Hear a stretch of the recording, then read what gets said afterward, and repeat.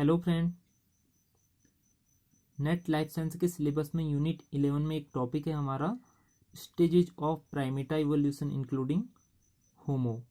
तो होमो एक जीनस है जो फैमिली होमिनिडी में आता है। फैमिली होमिनिडी ऑर्डर प्राइमेटा में आता है। तो प्राइमेट का इवोल्यूशन पढ़ना मीन्स यहाँ पे ये काफ़ी बड़ा होगा और हम इस वीडियो में सिर्फ डिस्कस कर रहे हैं ह्यूमन इवोल्यूशन के क्रोनोलॉजिकल सीक्वेंस को। बिकॉज कई बार प्रीवियस ईयर पेपर्स में आप देखना कि वहाँ पे ह्यूमन इवोल्यूशन के सिर्फ क्रोनोलॉजिकल सीक्वेंस को मैच कराने के लिए पूछा गया है कि सबसे पहले कौन सा ह्यूमन आया था, देन कौन सा किस एज में आया था, या उसकी क्रेनियल कैपेसिटी क्या थी।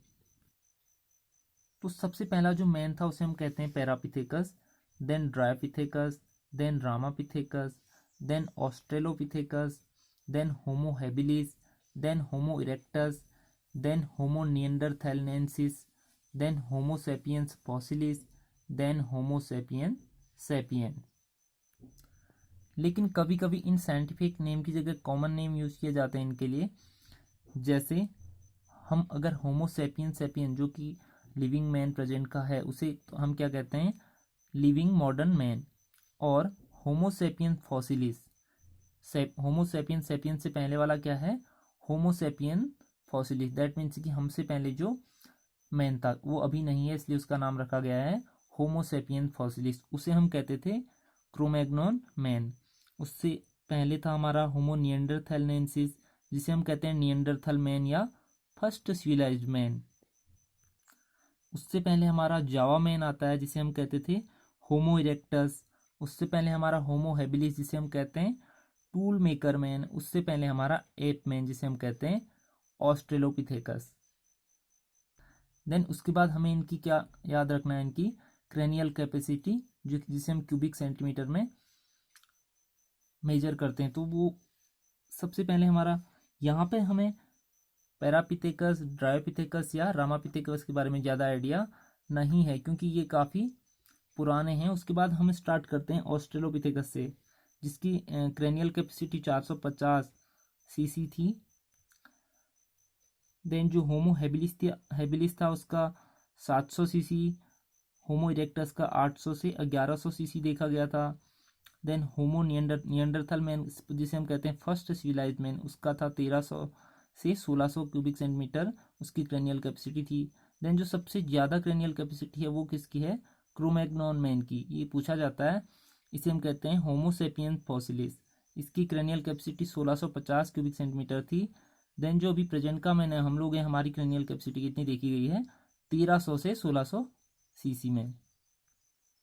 उसके बाद हमें देखना है कि कौन सा मैन किस एज या एरा या इपोक में आया था। तो यहाँ पे जो होलोसीन है ये सबसे रिसेंट का इपोक है। आपको पता है जियोलॉजिकल टाइम स्केल में ईओन होता है, देन डिफरेंट एरा होते हैं, देन पीरियड्स होते हैं और पीरियड को फर्दर डिवाइड किया जाता है इपोक में। तो यहाँ पे होलोसीन इपोक जो है वो उसमें कौन कौन से मैन आए थे, होमो सेपियन फॉसिलिस और होमो सेपियन सेपियन।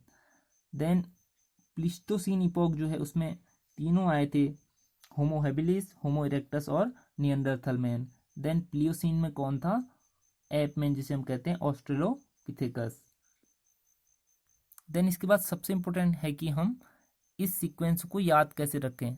आप क्रेनियल कैपेसिटी को भी याद रखेंगे क्योंकि यहाँ पे सबसे कम है 450 से 700 से 800 से 1100, देन 1300 से 1600। आपको सबसे इम्पोर्टेंट याद रखना है कि यहाँ पे क्रोमैग्नॉन की सबसे ज़्यादा थी 1650 सीसी, देन 1300 से 1600 होमोसेपियन सेपियंस की क्रेनियल कैपेसिटी थी।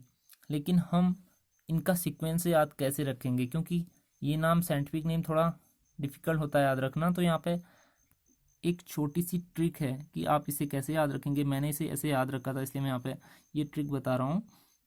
इसे आप समझ लीजिएगा, सिंपल सा कोड वर्ड है। जैसे कि आप कोई कोड याद रखते हैं, अपना पासवर्ड याद रखते हैं। मैंने बनाया था PDRAH5 hence, PDRAH5 hence. Hence में डबल एस आपको लगाना है, बाकी हेंस तो आप याद रख ही लेंगे। तो PDR कैपिटल में लिखा है इसलिए पैरापिथेकस, ड्रायोपिथेकस, रामापिथेकस।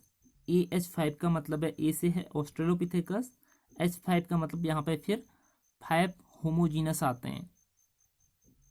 5 होमोजीनस कौन कौन से हैं, वो हैं होमो हैबिलिस, होमो इरेक्टस, होमो निएंडरथैलेंसिस, होमो सैपियन फॉसिलिस, होमो सैपियन सैपियन।